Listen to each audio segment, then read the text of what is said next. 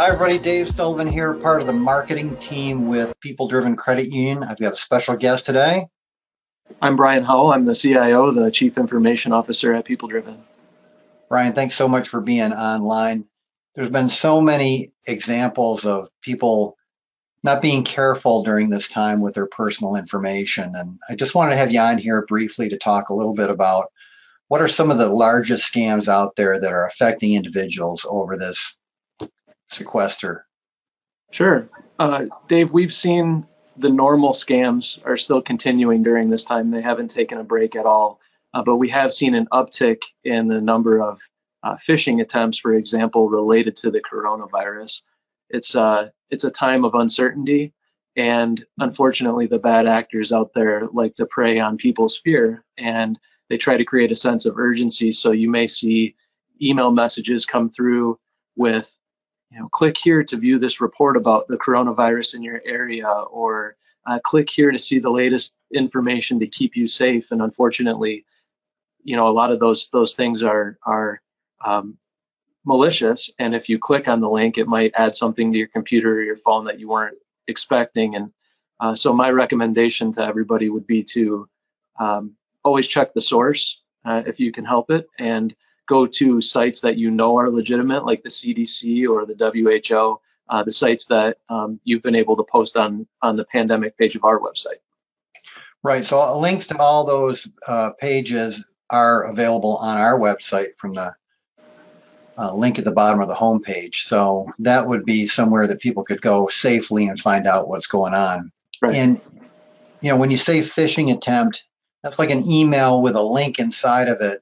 Is there any way to kind of screen that before you click on it? Or if you looked at it, is there something that is going to tell you that, hey, maybe I should not click on this? Or what would you recommend for people who do get emails with links in it? Yeah, there are cues and clues that you can look for sure, starting with the sender's address. If you take a look at what's behind the sender's address, a lot of times you'll see it doesn't look quite right. Usually messages that are addressed generically, dear sir or ma'am, things like that. And anything that has a link in it, you can hover over that link to see the path of where that's actually going to.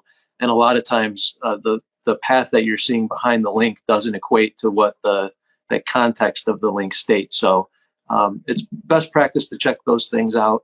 Usually anything that is asking you for personal information to write in the email. People Driven Credit Union, for example, would never send an email to members asking for confidential information in that email. So things that are asking for that usually aren't legitimate. And I would say the other thing is anything that creates a sense of urgency, right? These bad actors like to send out messages that make you feel like you have to hurry up and click on it to get that information. Usually that's just a ploy to get you to not stop and think about what you're clicking on. Yeah, that's so important, and now there's so many more people working from home. Are there any important steps that workers should take or know about if they're now working from home where maybe they have never done that in the past?